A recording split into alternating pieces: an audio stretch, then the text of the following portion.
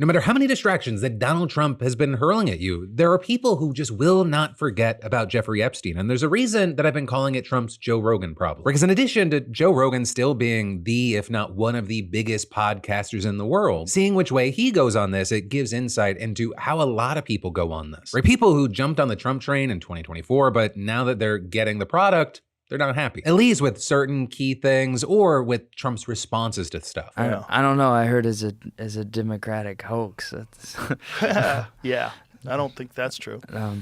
But well, it's certainly not a hoax if you go to jail. Certainly not a hoax if Ghislaine Maxwell's in jail too. So like she's in jail for sex trafficking. Excuse me, she's in jail for sex trafficking. But the question is to who? Who's she in jail? Who? You have to be sex trafficking to somebody in order to go to jail, right? Yeah. So who? Because that's definitely not the first time that Joe Rogan has criticized Trump's response to the Epstein scandal. And if things keep going the way they're going, it probably won't be the last, right? Especially because now 3 federal judges have all shot down the Justice Department's request to unseal the grand jury transcripts from the Epstein and Maxwell case. Last month, the first judge in Florida denied it, saying that the request falls outside the bounds of narrow exceptions to rules about unsealing testimony. Then last week, the second judge in New York said that nothing new would be revealed from the documents, that the public would come away feeling disappointed and misled, and that the request was simply a diversion tactic. And then finally, yesterday, another judge in New York said that the grand jury transcript, quote, pales in comparison to the Epstein investigative information and materials already in the DOJ's possession. Or because the transcript, it's only about 70 pages long. The Epstein files proper, they're about 100,000 pages. And so you had the judge arguing the government is the logical party to make comprehensive disclosure to the public of the Epstein file. And adding, by comparison, the instant grand jury motion appears to be a diversion from the breadth and scope of the Epstein files in the government's possession. The grand jury testimony is merely a hearsay snippet of Jeffrey Epstein's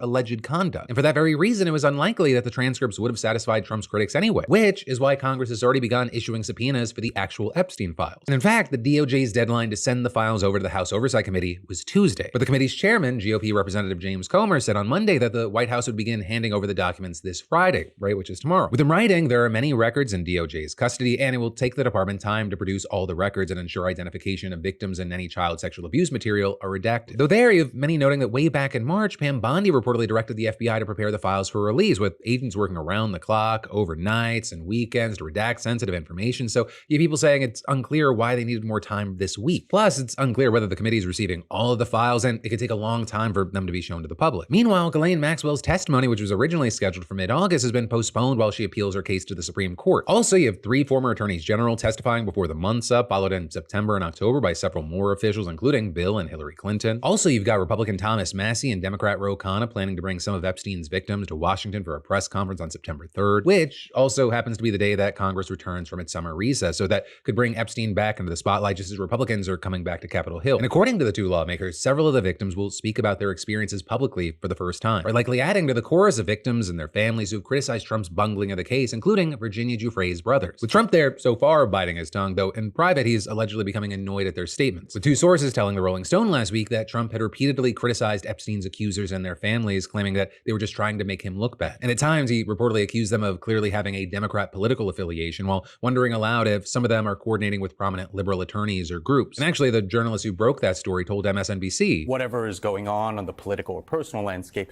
he always values casting himself as the victim, as the besieged one, even in a situation as black and white as this, when it's pretty clear who the survivors are and who the victims and alleged victims and the accusers are. So there you had the White House denying the report and calling it, quote, just another desperate attempt by the failing Rolling Stone. Meanwhile, having weathered the Epstein storm so far, Attorney General Pam Bondi has now emerged from her self-imposed exile to reassert control over her Justice Department, with Bondi announcing this week that she's creating a new role at the FBI co-deputy director, and that Missouri Attorney General Andrew Bailey would be taking it up. So he'll work alongside the current deputy director, Dan Bongino, who I guess is about to be knocked down to just another co-deputy director, with some even characterizing it as Dan getting a babysitter. Though also there, it was reported that Dan had a heated confrontation with Bondi over the Epstein files last month and even threatened to resign. And so then with that, you had officials saying to CNN that they believe that Bailey's appointment is a signal that Bondi won that power struggle and Bongino is likely to exit. Though that is, you have others saying that her position was really never in doubt because she's just far too valuable to Trump, being one of his most sycophantic henchwomen. And now, after nearly a month without taking any questions from the media, Bondi gave 2 interviews to Fox this week, but neither Sean Hannity or Larry Kudlow asked her about Epstein. But notably, if she she ever testifies to Congress, Democrats have promised to grill her and other officials about the files. Meanwhile, Massie and Khanna are also planning to file what's called a discharge petition, basically something that would bypass House leadership and force a vote on a measure compelling the White House to release the files. But for that petition to work, they'll need signatures from a majority of the House, or at least 218 lawmakers. But we'll have to wait to see what happens there, because they do appear to have more than enough support to succeed, but you had the Times noting that they can't actually begin collecting signatures until next month. And so, we're gonna watch out for that, as well as all these testimonies, the DOJ's internal politicking, and the relentless clamor for more transparency from both left and right alike. But I will say one thing is for sure, and that is that next month, the Republicans, they're not gonna be able to run away from this the way that they have for the past 5 weeks. Right? And that also because Congress has until September 30th to pass a bill funding the government and avoid a shutdown. And so actually, if lawmakers are determined enough, they could use that as leverage to push for votes related to the Epstein files, especially if Democrats on the House Rules Committee, the one that determines which legislation goes to the floor, paralyze it again by threatening to force a vote. Notably, this week, a spokesperson for the committee's top-ranking Democrat told the Times that they had, quote, no plans to let up pressure on this until Republicans release the Epstein files. Right? And all of that as Speaker Mike Johnson is rapidly running out of excuses not to hold a vote on the matter. Right? First, he said they couldn't do it because they had to protect the sensitive identifying information of Epstein's victims, but then many of those victims themselves said they support releasing the files and that the information can just be redacted. So next, you had Johnson arguing that the House couldn't do anything related to the files while the courts were still deliberating on whether to unseal the grand jury transcript. Of course, now all those requests are dead in the water. And last month, Johnson actually promised that if the courts did nothing, quote, we'll take appropriate action when everybody returns here. And so, we should know shortly if he is actually going to follow through on that or if he finds another way to squirm out of it. But we will say, even if he does, we're seeing movement from Democrats in the Senate as well. Because last month, you had lawmakers invoking an obscure law that says that if at least 5 members of the Homeland Security and Governmental Affairs Committee request information from the executive branch, it must hand it over. So Minority Leader Chuck Schumer actually sent a letter to the DOJ giving it until August 15th to comply, but obviously that was last Friday. And so now Schumer's been pressuring Majority Leader John Thune to appoint a lawyer who can take legal action against the White House. With Schumer also writing last week, if he chooses complicity, we'll take them to court ourselves. For now, that's largely where everything Epstein related stands. And of course, in the meantime, I'd love to know your thoughts, opinions, and reaction to everything that we're seeing here. But actually, that brings us to more news about another headline-dominating saga, because Senator Amy Klobuchar wants you to know that she did not say this about Sydney Sweeney's jeans. If Republicans are going to have beautiful girls with perfect titties in their ads, we want ads for Democrats too,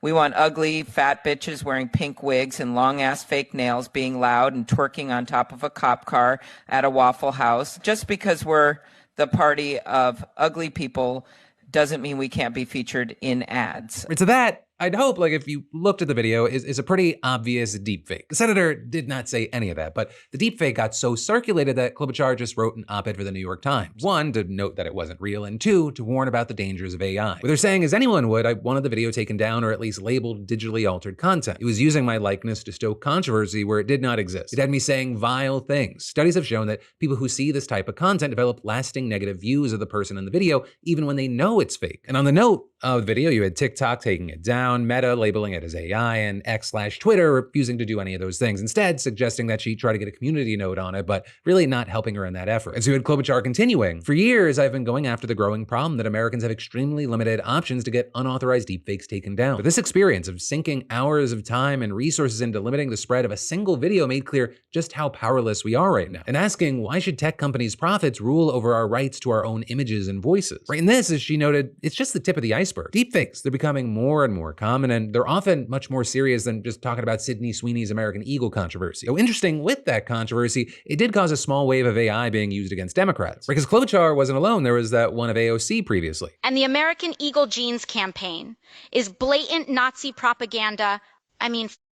Watching that sultry little temptress squeeze into a Canadian tuxedo, 3 sizes too small. And I know it's really easy to look at some deepfakes and be like, only a fucking idiot would fall for that. But the problem there, there's a few. One, it makes me think of the George Carlin quote when he's like, think about how stupid the average person is, and then remember that half of people are dumber than that. But then also in cases like that AOC clip, you have people like journalist Chris Cuomo actually getting duped by the video and accusing AOC because of the video of fueling culture wars. And then wildly, when he got called out for being duped by the video, he was like, okay, I got duped. But then he doubled down and he tried to make it about another thing, saying that she ignored the part of the tweet that mattered, which I guess wasn't him boosting a thing that was never said or happened. But then all of that, it brings us back to how people with bad intentions can shape conversations and culture wars and pin issues on whoever they they want. And so you've got Klobuchar calling for more to be done to regulate AI and noting that, yes, Trump actually did sign the Take It Down Act this year. That's big. It matters. It gives people protections against intimate image abuse. But Klobuchar also noted that it's really just the first step, and so she and other senators are currently working on legislation that, quote, would give people the right to demand that social media companies remove deepfakes of their voice and likeness while making exceptions for speech protected by the First Amendment. And adding, in the United States and within the bounds of our Constitution, we must put in place common sense safeguards for artificial intelligence. They must at least include labeling requirements for content that is substantially generated by AI. Which I will say, I think it's important she included the free speech aspect of this. Because usually one of the big arguments against trying to rein in generative AI is, hey, well, we're just memeing. And so with that, it appears that the top level argument from Klobuchar and others is, okay, hey, meme away. But let's also make sure people understand the difference between an AI generated meme and just blatant misinformation. But even with that, that's easier said than done. Right? I mean, some states, they've already made individual efforts to restrict AI. But even just today, we're seeing things from Bloomberg about the many ways that tech companies are trying to block those laws and limit regulation. And so, really, this is just yet another chapter in this push and pull that we're going to continue to see play out over the days, the months, and years. And then there's more that we got to dive into right here. But first, I got to say, you ever lay down after a long day and your mattress is just there? You know, it's like, hey, I'm just here to ruin your sleep. Well, thanks to today's sponsor, Helix, they've got your back. Literally, supporting your backs are what they're about. A good night's sleep starts with a great mattress. So enter Helix. Just take the Helix sleep quiz and customize your mattress needs. They've got a mattress for every type of sleeper: side, back, stomach, hot sleeper, you name it. And if you want to be really sure, Helix offers a 100-night sleep trial. Test it out, see if it's right for you. Not the right fit, no hassle returns. They just want you to have the right mattress or mattress topper. And no joke, I lie down and it feels like this mattress knows exactly what I need, and I wake up feeling refreshed with no more restless nights. I mean, genuinely, I didn't realize how bad my sleep was until I tried Helix. But from night one, I've been sleeping like a baby. No more tossing and turning, just solid, restful sleep. It's like the mattress actually knows what I need, and now I'm waking up feeling rested and ready to go. So hey, if you're ready for some solid sleep, check out Helix's Labor Day sale at helixsleep.com/DeFranco. Or even easier, scan the QR code for 27% off site-wide plus free shipping. But then diving back into the news, we're gonna go from the chaos of deepfakes to one of the most chaotic campaigns for re-election that you've ever seen with the embattled mayor of New York City. These Eric Adams scandals just keep on keeping on, giving cash to journalists, forging signatures, even more corruption and bribery charges. So let's start with the cash. Because a top advisor to New York Mayor Eric Adams was just booted from his re-election campaign after giving a journalist a potato chip bag stuffed with cash. With the advisor here being Winnie Greco, Adams's former director of Asian Affairs at City Hall and one of his best fundraisers. With Winnie having returned to Team Adams on the campaign trail as a volunteer as he runs for re-election. And yesterday, at an event in Harlem, she handed a journalist from the outlet The City a red envelope tucked in a potato chip bag. And in that envelope was a wad of cash totaling more than $100, with the reporter Katie Honan saying that she was hoping to get some information from Winnie about the new indictments against Adams' associates. But when they met, Winnie just handed Katie a bag of chips, which the reporter tried declining, but Winnie reportedly just walked away. And then when Katie opened the bag, she said that she found the cash and immediately tried calling to return it. So I initially hoped it was a note, a tip, and then I looked and I go, oh my God, it's money. And according to Katie, Winnie laughed at the attempt to return the cash, and that's when Katie took the envelope to her editors and told them the whole story. From there, you had the outlet reporting the incident to the city's Department of Investigation, and federal prosecutors in Brooklyn contacted the outlet's lawyers, with them then taking the bag with the envelope and cash in it. And as you can imagine, the campaign was quick to try to do some damage control, with a spokesperson saying they were shocked and adding, Winnie Greco holds no position in this campaign and has been suspended from all volunteer campaign-related activities, and saying that Adams has, quote, always demanded the highest ethical and legal standards. And then as far as Winnie's side, her attorney said that it is customary in Chinese culture to give reporters cash, and saying that it was a gesture of friendship and gratitude. And that's also exactly what Winnie told the outlet whose reporter she gave the cash to, insisting it was cultural and asking them not to publish about it. With her attorney saying, I can see how this looks strange, but I assure you that Winnie's intent was purely innocent. Winnie is apologetic and embarrassed by any negative impression or confusion this may have caused. But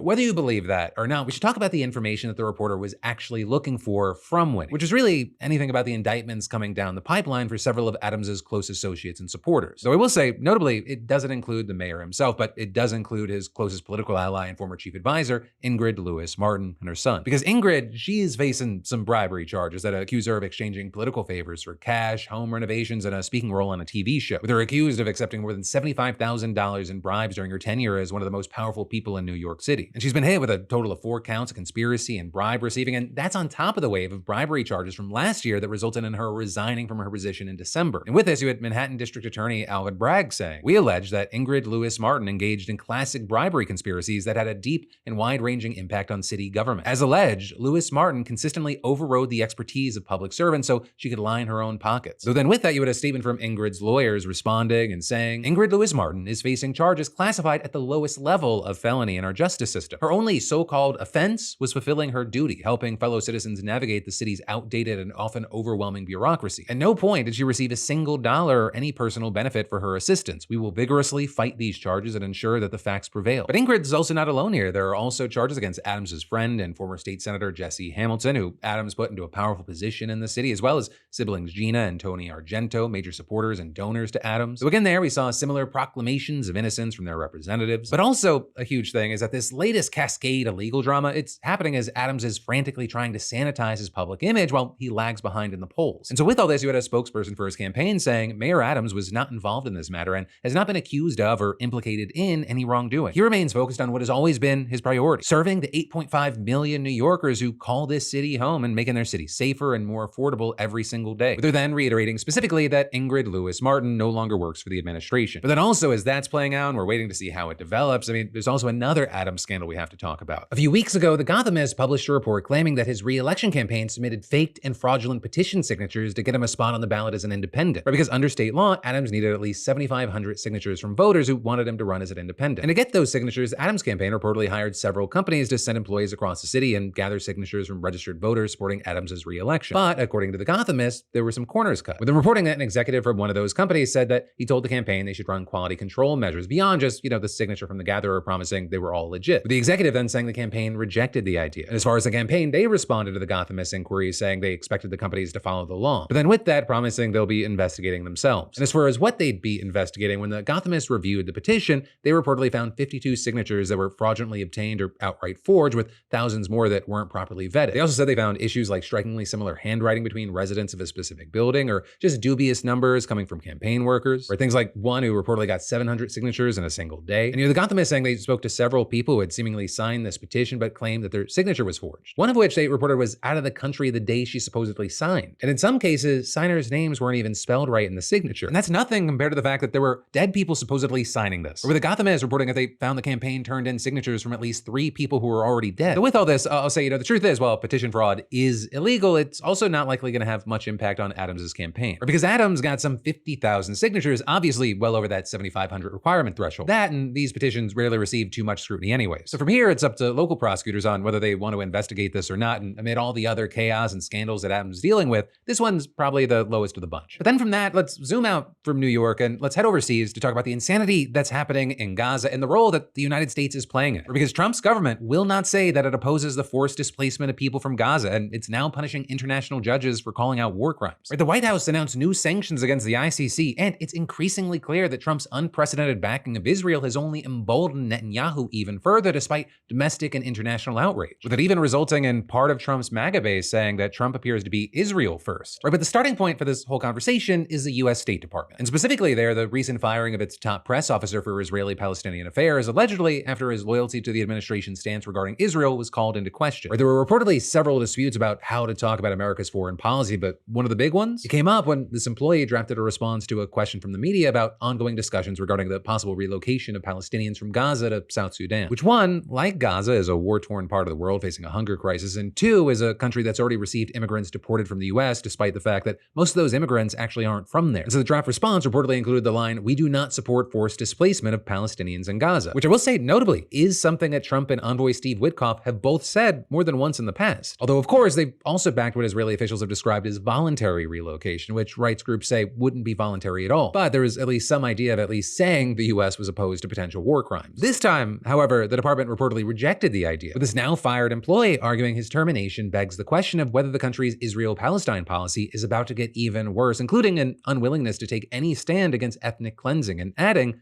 the future looks bleak. And then beyond that, you reportedly have American officials saying that the firing has sent a chilling message that communication straying from ardent pro-Israel messaging, even if it's in line with long-standing US policy, will not be tolerated. But that's also just one of the ways that US support of Israel is going to a whole new level. With now another thing that we're seeing this week being those new sanctions against the International Criminal Court. Because back in February, you had the White House announcing sanctions against the ICC's former chief prosecutor, Karim Khan, after he sought arrest warrants for Netanyahu and Israel's former Minister of Defense. With the US then imposing sanctions on 4 ICC judges in June two of whom authorized the arrest warrants. And now you have this latest round of sanctions being leveled against another 2 ICC judges and 2 more ICC prosecutors. And you've got the State Department saying in a statement that one of the judges has been sanctioned for authorizing an older investigation into U.S. military personnel in Afghanistan. But then the other one has been targeted for authorizing the arrest warrants. And then the 2 prosecutors, they were on the list for continuing Khan's investigation into Israel's actions in Gaza, including upholding the warrants. And you have Secretary of State Marco Rubio saying in a statement announcing the action, these individuals are foreign persons who directly engaged in efforts by the International Criminal Court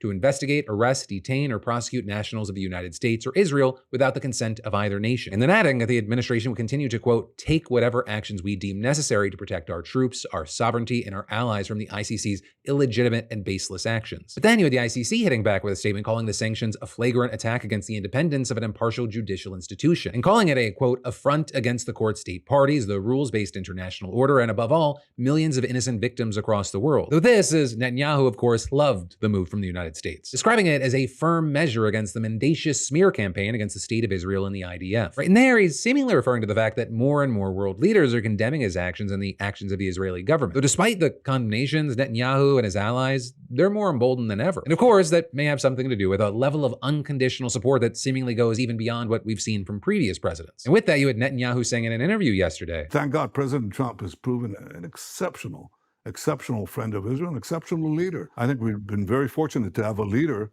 in the United States who doesn't act like the European leaders, who doesn't succumb to this stuff. Now that said, we should take a look at what's happening on the ground. Right, for one, you had the Israeli government officially approving a West Bank settlement explicitly aimed at undermining the prospect of a Palestinian state. Right, with that involving the construction of more than 3,000 housing units in what's known as the E1 area, and it would effectively cut the territory in 2. With the minister who announced the project saying afterward that the idea of a Palestinian state is, quote, being erased from the table, and adding every town, every neighborhood, every housing unit is another nail in the coffin of this dangerous idea. Right, the E1 project, it's been under consideration for more than 2 decades. You know, the fact that it's never happened until now has been partially attributed to international and especially U.S. pressure, including in the form of sanctions against individuals and organizations involved in illegal settlements introduced by Biden. Sanctions that were promptly gotten rid of when Trump returned to office. So now, despite most countries having their frostiest relations with Israel in years, it's going forward. And then, moving on to Gaza, Israel has seemingly abandoned any pretense of working toward a deal, with Hamas saying that it's accepted a ceasefire proposal by Qatari and Egyptian mediators, which would reportedly involve a halt in the violence and exchange of prisoners and hostages. The Israeli government, they haven't said anything. Instead, it's just told 60,000 reservists to report for duty in September and is moving forward with a plan to take over Gaza City. And you've got the IDF's chief spokesperson claiming the military has begun the next phase of the war. And that is, you had another official claiming that the operation would be, quote, gradual, precise, and targeted, and saying that it would extend into areas of Gaza City where Israeli soldiers had not previously been. Although notably, there's not many areas the IDF hasn't already been. Right? The IDF claims that they have operational control over 75% of the Gaza Strip, but the UN says the number is actually closer to 90%. And of course, in the process, it's killed tens of thousands of people and virtually leveled the entire territory, which seems to now be continuing. With, for example, one resident telling the New York Times that Israeli troops were sending remote-controlled vehicles packed with explosives to blow up buildings block by block in the neighborhood near where he lives. And while thousands of Palestinians have already begun to flee, you have the UNRWA saying that nearly 1 in 3 children in Gaza City are now malnourished, with the head of the agency saying that children in Gaza are extremely weak and that many will simply not have the strength to undergo a new displacement, and adding, it is a manufactured and fabricated famine. It is deliberate. Food has been used as an instrument of war, which, to be clear, is the prevailing opinion among reputable experts and rights groups who not only say starvation has been used as a weapon of war, but that it's one facet of a genocide against the people of Gaza. So with that, you had Netanyahu saying this about the allegations of genocide. If we wanted to commit genocide, we would have done it in one afternoon.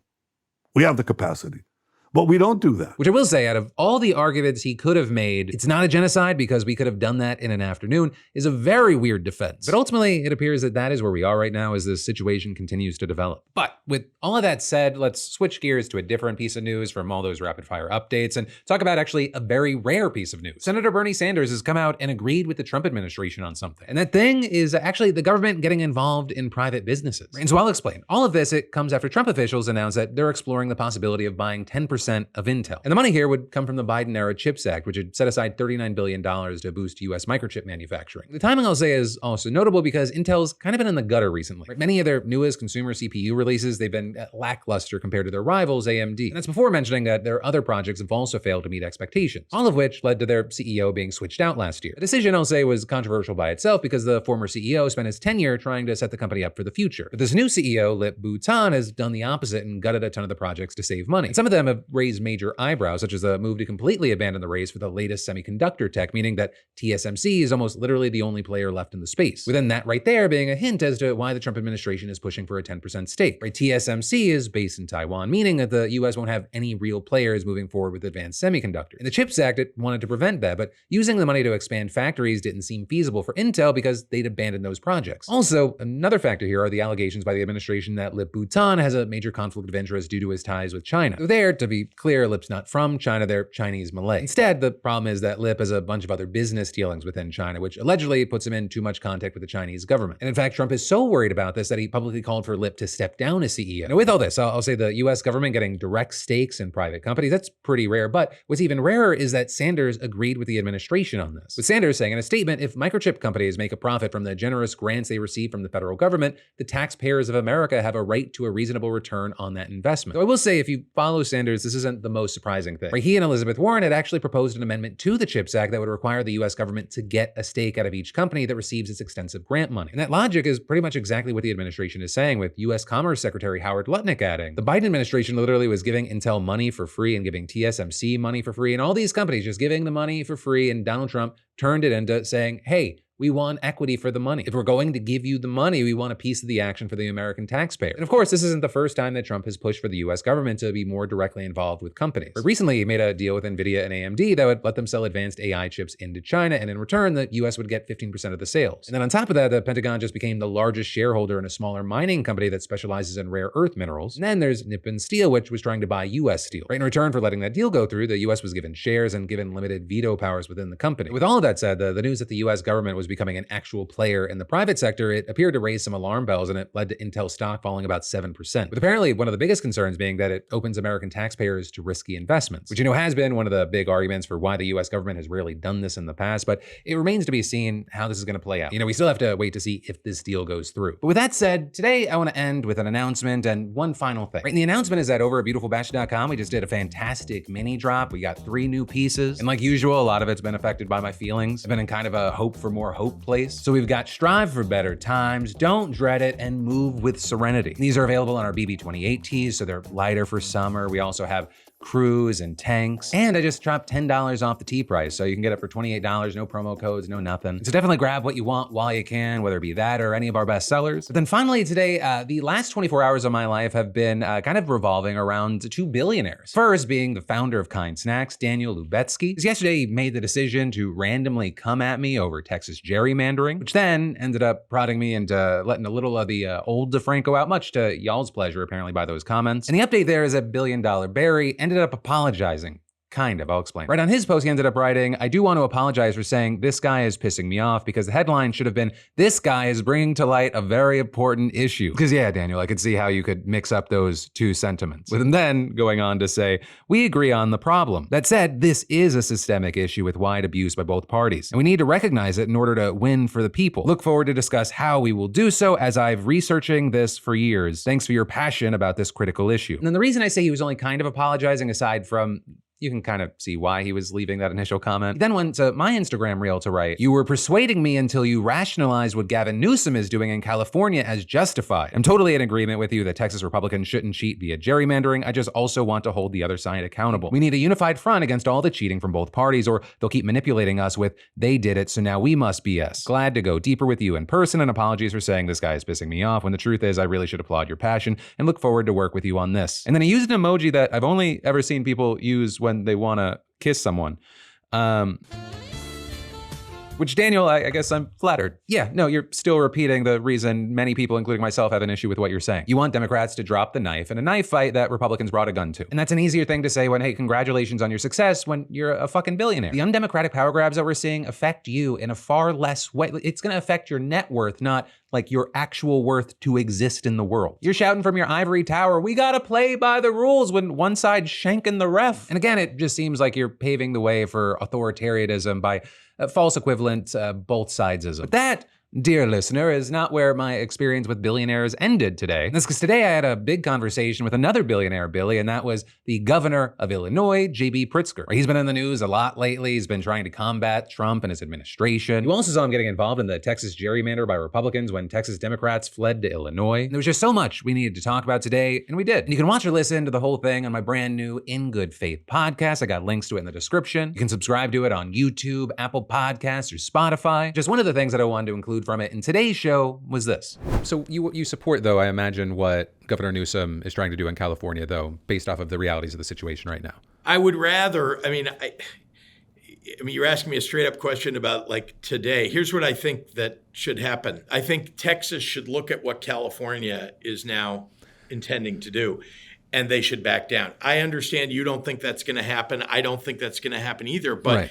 The reality is that we can do this tit for tat for quite some time, and it will be bad for democracy. It will have been lit on fire by Donald Trump. The fuse has been lit, right? And then we're going to see Texas and then California. You're going to see Missouri and Maryland. You're going to see Indiana and maybe Illinois. And, you're going to see this happening wherever it can happen, because now we're in the situation of apparently the Republicans have thrown the rule book out entirely, and Democrats have to do something. And it is time for us to stop playing by the old rules. The Republicans stopped doing that for a long time now. And we've always held fast to, we've got to do it this way. This is the way it's always been done. And now apparently we're going to have to fight fire with fire. So that, I think, is why I support what Gavin Newsom is doing in California. I don't want to redistrict in Illinois. I don't want to. I don't want California to have to do what they're doing.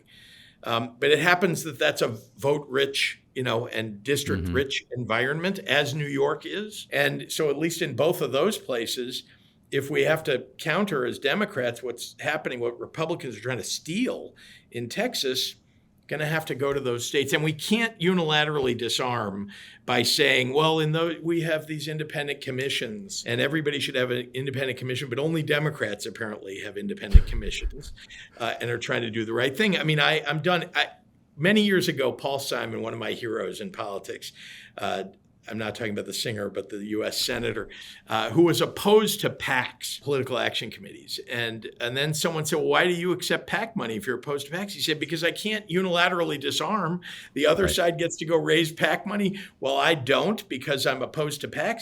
I'm going to get elected so I can end PACs. And unfortunately, that's where we are. We can't unilaterally disarm. And that's why I think Gavin Newsom's got it right. I think it absolutely makes sense. We're not in an ideal situation, but I don't get people saying, well, yeah, fight with your hands behind your back. At least there's honor in it. I think that's crazy. I feel like I accidentally, for too many years. Democrats, we did that for too many years.